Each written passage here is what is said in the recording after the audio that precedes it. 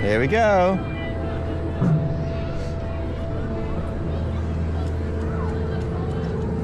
You get a great view up here. You can see all the Peppa Pig land up there. And we actually turn unlike you do on Croc Drop. Whee! Woo! Nice little view over there. We say always, anybody who's coming here, don't go to Peppa Pig World first. Go there at the end of the day when all the small kids have gone and it'll quieten down. That's the only thing in the park that's got a queue at the moment. Woo!